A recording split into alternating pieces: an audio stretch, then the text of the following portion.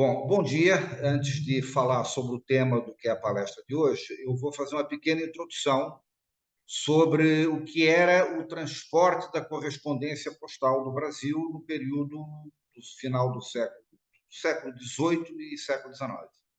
Como todos sabem, quer dizer, o processo de colonização que Portugal empreendeu aqui foi um processo bastante rígido em termos do que era o pacto colonial. A América Espanhola tinha universidades desde o século XVI, tinha jornais, tinha gráficas, e aqui nada disso tinha. Isso aqui era absolutamente proibido, imprimir livros, jornais, o que quer que fosse, universidade nem pensar. E o Pacto Colonial estabelecia que só navios portugueses poderiam aportar nas costas brasileiras para fazer comércio. Portanto, não havia possibilidade de haver um intercâmbio comercial direto entre o Brasil e outros países. E isso, evidentemente, incluía a correspondência. Em tese, o Brasil só manteve uma linha de correspondência com Portugal até a abertura dos portos em 1808. A única exceção era que, eventualmente, países com os quais não houvesse conflito, navios que não fossem de comércio podiam, eventualmente, aportar em terras brasileiras para reabastecimento, etc. As primeiras e as únicas cartas que eu conheço que circularam para fora do espaço do Império Colonial Português, né, no século XVIII, são três cartas remetidas por uma esquadra inglesa em 1795 para a Inglaterra. Era uma esquadra que se destinava à Cidade do Cabo e que foi tomar a Cidade do Cabo dos holandeses. Essa esquadra remeteu três cartas, um oficial, três cartas para casa na Escócia. São as únicas cartas que se conhecem do século XVIII remetidas para outro país que não seja Portugal. Eu conheço uma carta de 1802 ou 1803 para a Espanha, mas ela vai do Brasil para Portugal e de Portugal para a Espanha. Portanto, não havia essa conexão. Com a vinda da família imperial em 1808, abrem-se os portos às nações amigas, leia-se, naquela altura, basicamente a Inglaterra. E é assinado em 1810 o primeiro tratado, o primeiro acordo postal que prevê que a correspondência transportada nos paquetes que faziam a ligação para Falmouth, daí a origem de um carimbo com frequência se acha Brasil F, pagariam uma taxa de 3 shillings e 6 pence, e que a correspondência por navio mercante pagaria um valor aqui equivalente a 120 réis. As cartas que viessem pelos paquetes de Falmouth pagariam aqui 330 réis os seus múltiplos conforme o peso. Esse é o primeiro acordo postal. Para outros países, a correspondência seguia basicamente em navios mercantes, sem uma regulação muito específica. Em 1853 é feito um segundo acordo com a Inglaterra. Em 1860 é feito o acordo com a França, que regula a correspondência transportada pelas companhias francesas. No caso, era apenas uma, que era a Messagerie Maritime Impériale, entre o Brasil e a França, e os portos onde essa empresa tocasse, no caso, ela parava em Portugal também, e depois da França para outros países. Em 1863, a Convenção Brasil-Itália. Em 1870, a Convenção Brasil-Estados Unidos. Em 1873, a Convenção Brasil-Alemanha. Depois, em 1875, uma nova Convenção Brasil-França e uma nova Convenção Brasil-Inglaterra, até que em julho de 77 entra em vigor a Convenção de Berna, que é o que antecede a UPU.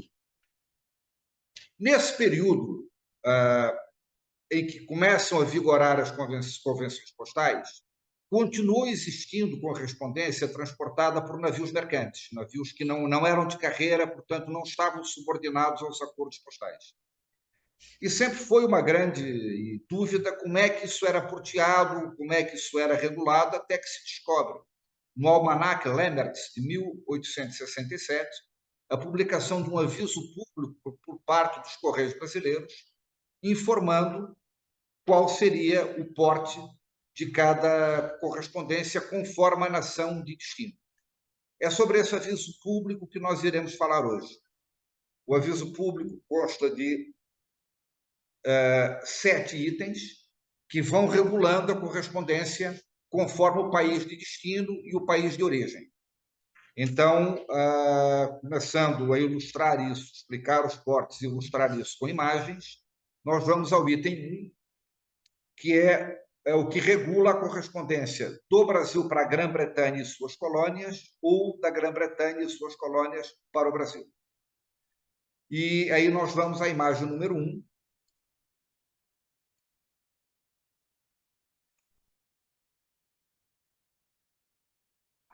que é essa carta, que, como vocês poderão olhar no item 1, ela vai do Brasil à Inglaterra e paga 240 réis. São conhecidas 3 cartas com esse porte. É extremamente raro.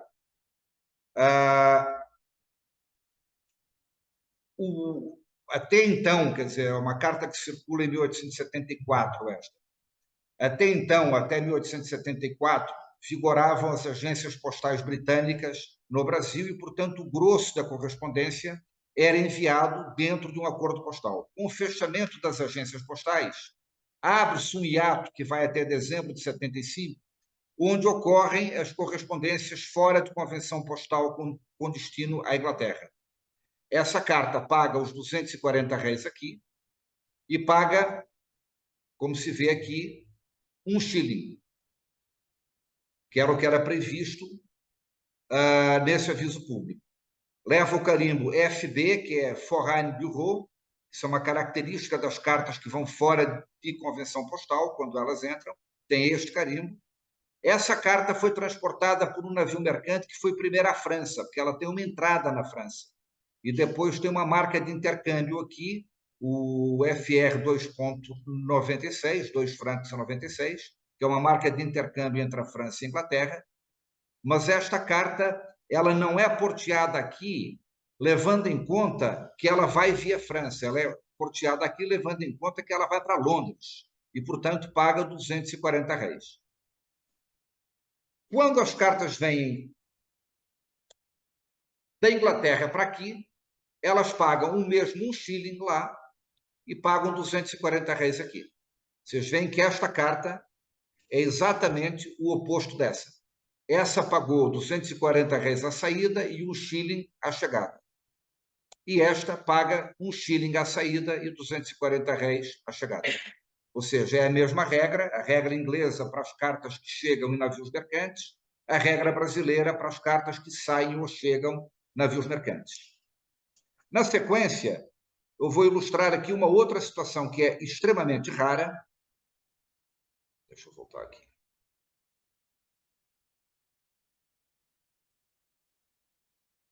Estava fora de ordem, mas vamos lá. Essa carta daqui é uma carta que também está no item 1 do aviso público, que é o porte para jornais e amostras, um porte de 40 réis. O mesmo carimbo Foreign Bureau. O porte inglês agora é de 6 pence, é um porte privilegiado, é a metade do que seria o porte de 1 shilling anterior. E o porte aqui é também um porte privilegiado, que era o porte para impressos, amostras, etc., que é um porte de 40 réis.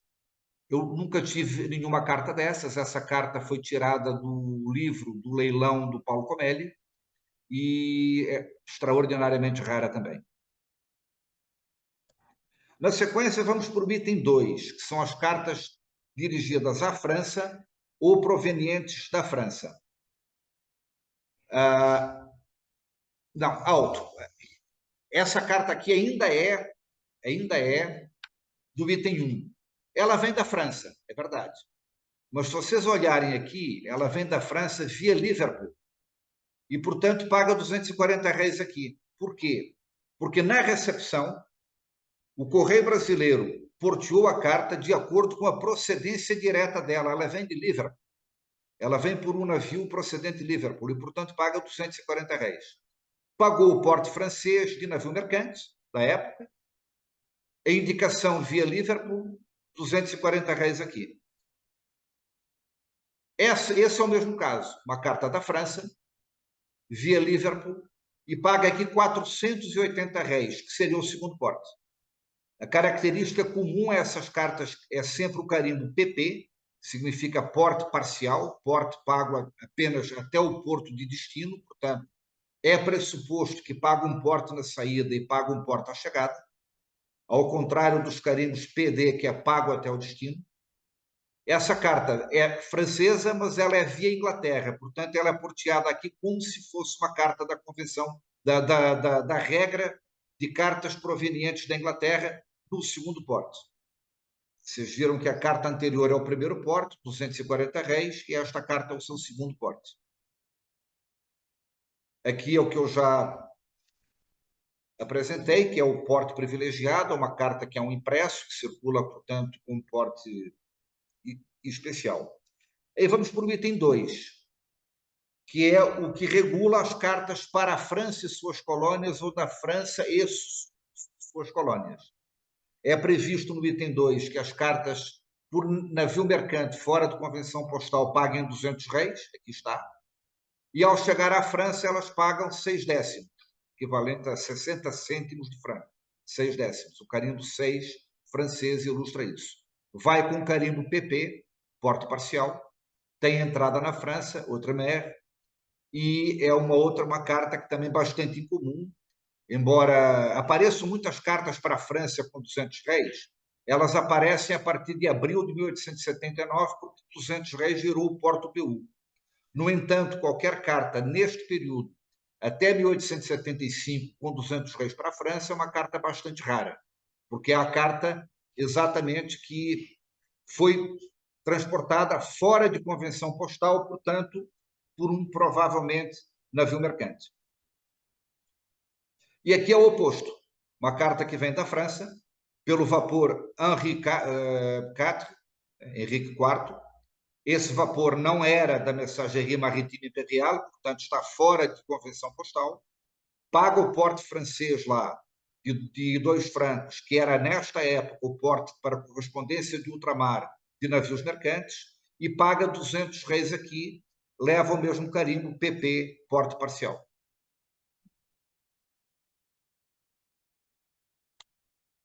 No item 3, regula a correspondência de Portugal e suas colônias,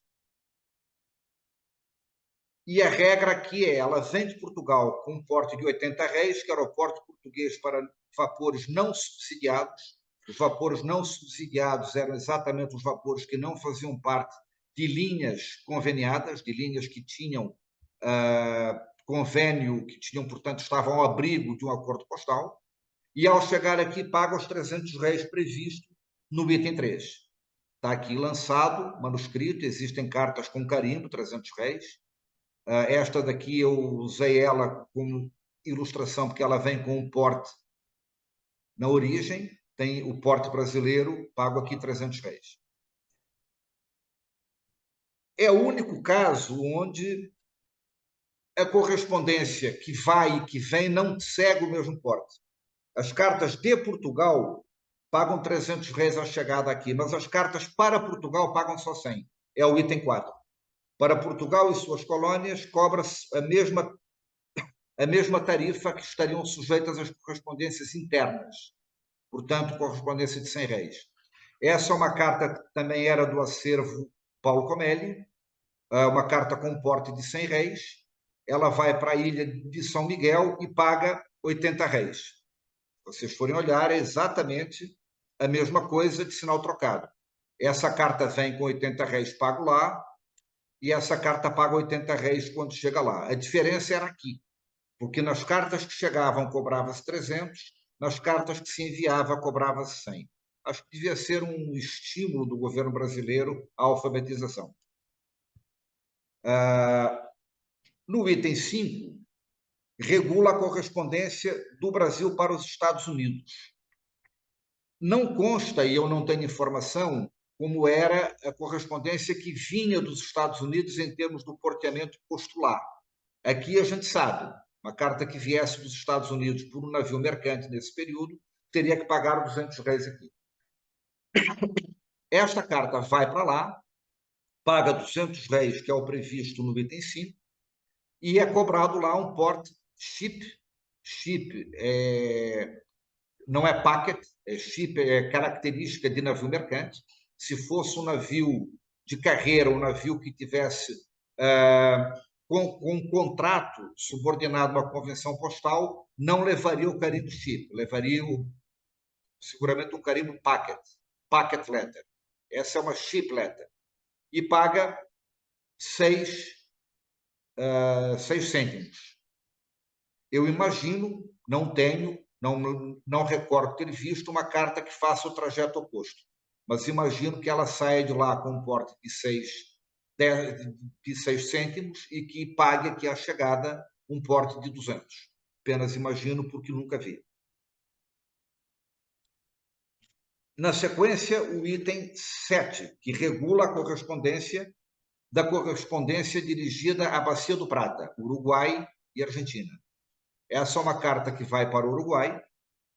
Aqui esse item 7 estabelece, o item 6 estabelece que as cartas dirigidas à Bacia do Prata pagam porte territorial brasileiro de 100 réis, a menos que sejam por vapores fretados, ocasião que passam a ter um porte de 300 réis. Esta é uma carta pelo Neva, não é um vapor fretado, paga 100 réis, recebe o porte uruguaio de 20 centavos. Né? A moeda lá era essa. Aqui nós temos o outro oposto, correspondência que vai por navio fretado. E aí o porte passa a ser 300 réis. Temos uma aqui para Buenos Aires, um porte argentino aqui, e temos uma aqui para Montevidéu, com o mesmo porte e a mesma, aqui agora de 10 centavos. Provavelmente em função do peso. A carta anterior pagou 20 e esta carta pagou 10. Na nossa regra, mudava o seguinte: se o vapor fosse não fretado, um vapor, portanto, que fazia uma carreira normal, o porte seria 100 réis. Se o vapor fosse fretado, o porte seria 300 réis, provavelmente para ajudar a subsidiar o frete. E aqui é uma carta que vem. Ela vem da Argentina, pelo vapor Rio Grande, francês, um vapor em que o selo francês paga o porte, o carimbo é um carimbo de âncora, um carimbo posto a bordo, e ao chegar aqui paga 200 réis, que é o equivalente ao segundo porte. Ou, aí não dá para afirmar, porque aqui há duas hipóteses.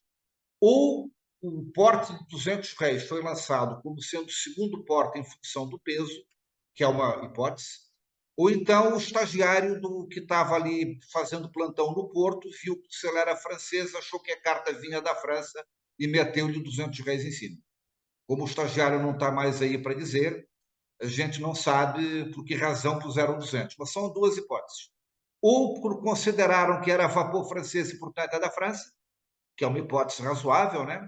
Ou porque perceberam que vinha da Bacia do Prata, que o peso estava acima da franquia inicial e cobraram o segundo porte. É sempre uma hipótese.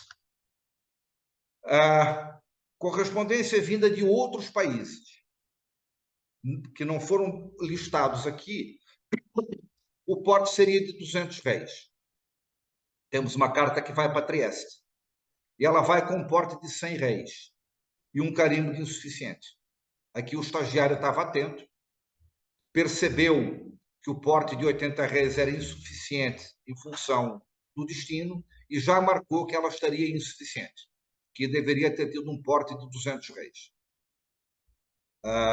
Não há muita correspondência com estas características para outros países, portanto, o material que a gente pode recorrer para conseguir entender como isto funcionava é um material bastante restrito.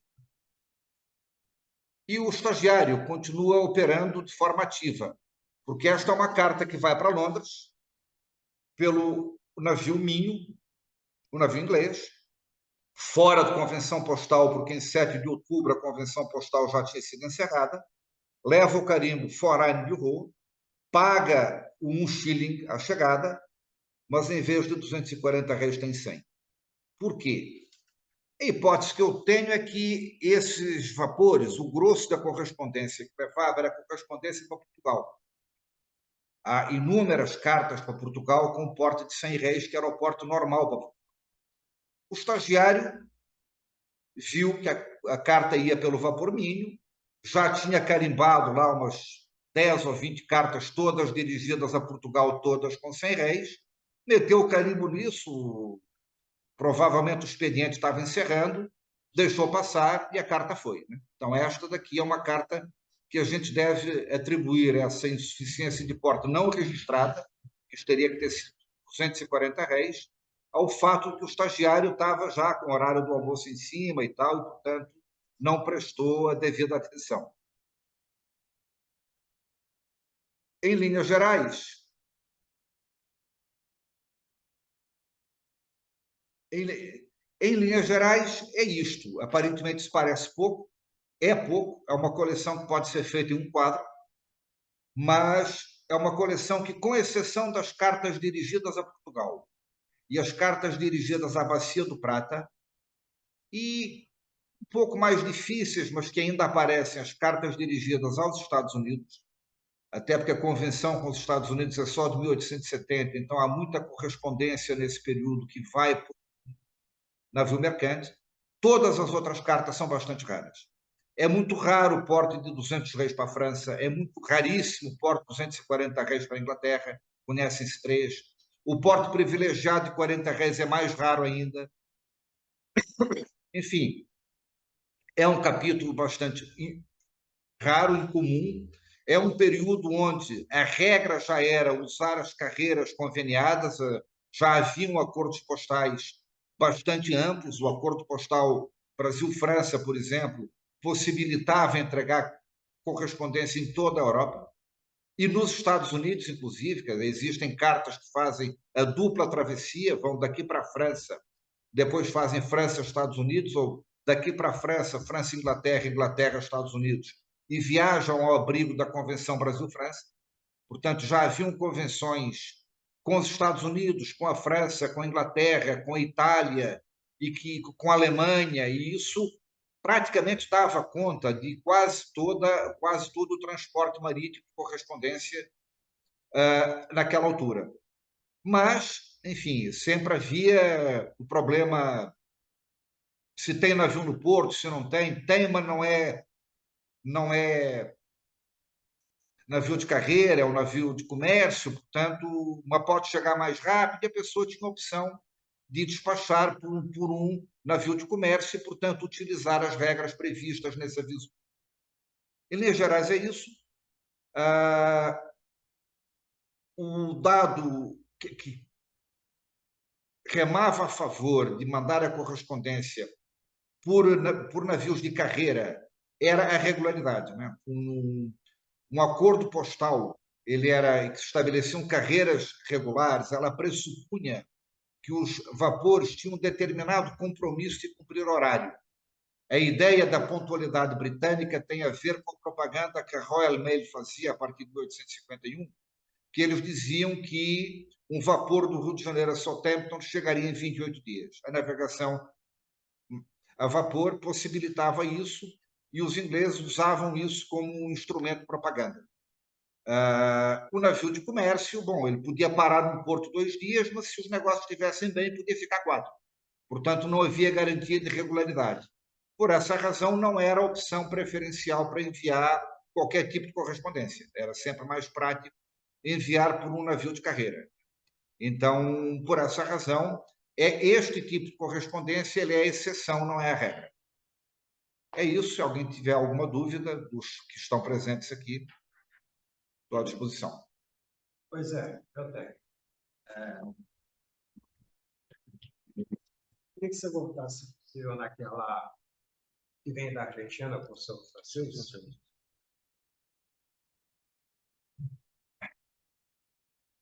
É a última.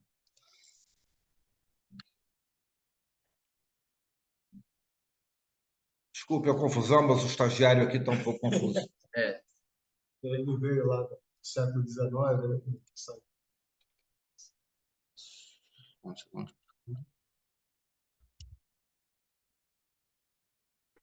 estagiário está confuso. Essa? Não. Selo francês. Com o selo francês. Vem da Argentina. Essa. Essa é uma carta interessante, né? Porque, como você falou, né? A gente tem duas possibilidades. E eu acho que a possibilidade do cara ter visto o selo francês cobrado a taxa é algo bem razoável. Sim. Chama a atenção aqui o selo francês, né? E não um selo argentino para pagar o porte, o que para mim significa que talvez ela tenha sido entregue diretamente no navio, e esse navio tenha um selo para cobrar a tarifa. Porque senão, por que esse selo francês?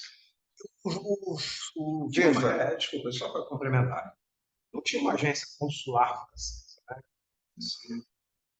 eu não sei se na Argentina tinha, mas todos os selos franceses com esse carimbo âncora foram obliterados a bordo. Pois é. Então, assim, havia um agente postal a bordo. Isso é claro. Havia um agente um agente postal a bordo. E, muito provavelmente, é o agente postal a bordo que oblitera o selo. Provavelmente um cidadão argentino queria mandar a carta para aqui. O navio que estava no porto era um navio francês. Ele coloca o selo francês, ele compra o selo francês, deveria ter uma agência que vendia, entrega a carta é obliterada a bordo e chega aqui. E aqui o estagiário, hora do almoço chegando, né, o navio chegou 11 e pouca da manhã, ele ficou naquela, bom, é francês, 1,2 m. Ou então, veio da Bacia do Prata, vamos pesar, passou de 15 gramas, então não é mais 100, é 200. Também é uma hipótese. Né? Também é uma possibilidade. Eu tendo a achar que você está certo de que o cara olhou para o selo francês, viu que o navio era francês e usou aquela regra. Tem couro de jacaré, tem cauda de jacaré, então é jacaré. O navio é francês. O navio é francês. O navio é francês, o selo é francês e o cara usou a regra. Tem couro de jacaré, focinho de jacaré, cauda de jacaré, só pode ser jacaré. Mas não era, né? Não era. Ainda tem o carimbo ali, o Sistamada. Sim. Que é o carimbo da linha francesa que fazia. Parece uma carta francesa. Parece uma carta francesa. Só que não, deveria ser cobrado R$100. Para cobrar 200, teria que ser como segundo porte. Essa carta é muito interessante, porque realmente ela gera confusão. Sim. No agente postal e, eventualmente, até mesmo no estudioso mesmo da história postal, porque ela tem toda a cara de uma carta, efetivamente, vinda da França para o Rio de Janeiro. Não, uma carta vinda da Argentina para o Rio de Janeiro. Achei essa carta... A minha carta... A carta que eu mais gosto é essa daqui, porque essa é o estagiário em plena função. Esse aqui é o estagiário cumprindo a sua função com rigor. Né? Sim. Essa é uma peça interessante. João, chega perto aqui para... Uma dúvida. A carta ia para a Inglaterra, era selada no Brasil, sim, e era cobrada na Inglaterra. E era cobrado. Quem pagava na Inglaterra? O destinatário. Para receber a carta. Para receber a carta pagada. Tinha aquela história de o cara pegava a carta, já tinha alguma coisa escrita, ele falava, não vou pagar. Sim, isso da origem do Penny Black é isso, porque as pessoas faziam isso. Mas veja, as cartas transatlânticas são invariavelmente cartas de comércio. Sim, invariavelmente. Eu diria que 98%, 99%. E, portanto, o cara precisava ler o conteúdo. Tinha um conteúdo que tinha informação de preços, de comércio, cotação de produtos de importação, exportação, etc. Então, o destinatário pagava. O destinatário pagava. Quer dizer, o remetente pagou R$100, o estagiário engoliu, o destinatário pagou um Chile. Está aqui, né? Isso aqui é um Chile. E, enfim. Obrigado. Mas aí não era que todas as cartas do aviso do carimbo é PD. Todas. Porque para ter carimbo PD pago ao destino, tem que estar numa convenção postal que previa que o porte pago na origem era um porte total até a entrega ao destinatário. Fora de convenção postal é sempre PP. Por quê? Porque como não tem acordo, cada correio se remunera. Assim, o correio brasileiro recebia 100, há um subsídio implícito de R$140 que o estagiário deu aqui, né? Sem autorização legal, o que teria que ter sido 240, e o correio inglês cobrou um Chile de forma adequada. Você pode voltar naquela do R$80? Tem um 80? no Brasil para Essa carta. Essa carta é maravilhosa. para mim, Essa carta vai para a Ilha de São Miguel, ela é maravilhosa. essa Por uma companhia que praticamente ia é chamar a atenção. Onde é a Ilha de São Miguel? nos Açores. Essa companhia tem pouquíssimas cartas, eu nunca vi nenhuma outra a não ser esta. Era uma das joias da coleção Paulo Comelho. Eu podia ter ilustrado isso com qualquer outra carta dirigida a Portugal, porque há muitas com esse porte de 100 réis. Há muitas, há dezenas de cartas.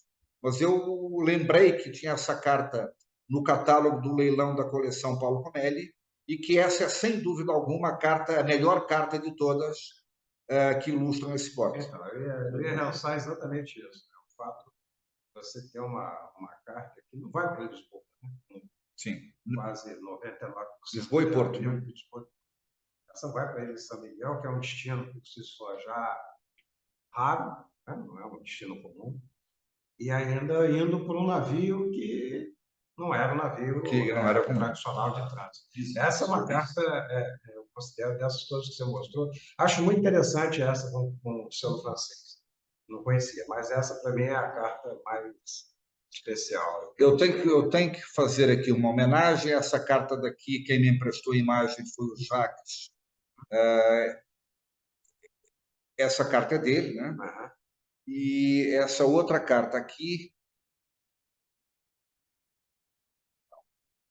tem uma outra carta que também é do Jacques, que eu quero agradecer a disponibilização da imagem, que é esta carta aqui. Essa carta também é do Jacques e eu agradeço por ele ter disponibilizado a imagem.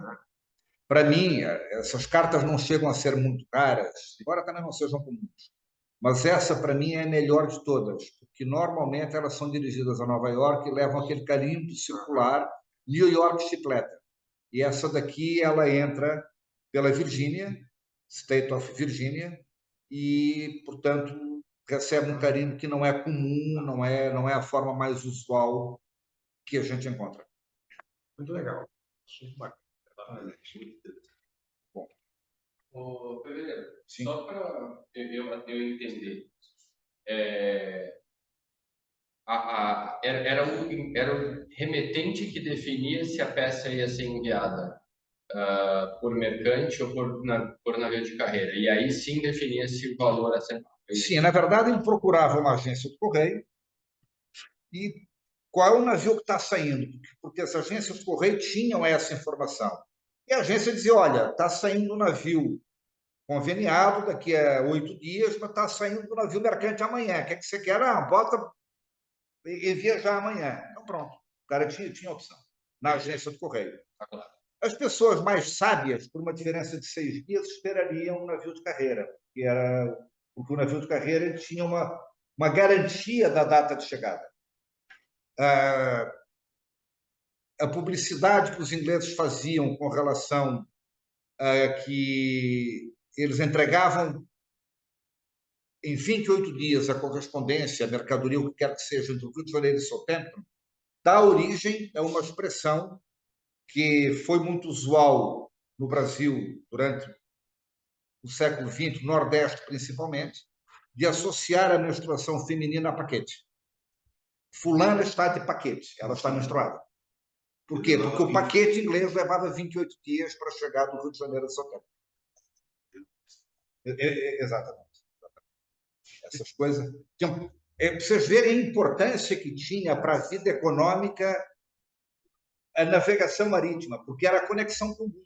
Não tinha WhatsApp, não tinha e-mail, não tinha telegrama, não tinha telex, que é uma coisa que as pessoas mais velhas, como eu e o Rubens e o Braz, a gente lembra ainda de ter visto, né? Há um selo de 1969 que comemora os 25 anos do telex no Brasil. Meu filho não tem a menor ideia de tudo que seja telex. Não havia fax também, né? Acho que não há mais. Não há mais um monte de coisa. Não há mais um monte de coisa. Não há mais... Agora, há uma coisa que eu quero ressaltar aqui, né? Que, assim, também não havia Curitiba. Sim. Porque uma carta de Southampton aqui levava 28 dias. Porque não tinha escala em Curitiba, né? Hoje, com escala em Curitiba, pode levar 2 semanas, mas pode levar 3 meses. Então, assim, vamos ver que o serviço não era tão ruim assim. Porque você tinha uma garantia que em 28 dias a carta saía do seu tempo, não chegava no Rio, chegava, de fato chegava. Hoje ela chegará em 28 dias ou não, né? Porque tem a escala em Curitiba. Porque, como você sabe, Curitiba é uma ilha que fica ali no meio do Atlântico, onde é feita a baldeação. Você morar na Ilha do Governador, corre o risco de nem chegar. Mas vamos lá, tem mais uma coisa que eu lembrei. Tem uma carta que tinha uma setinha apontando uma marca retangular. Você pode passar hoje.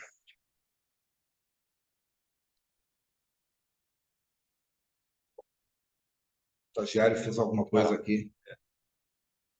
Não é para.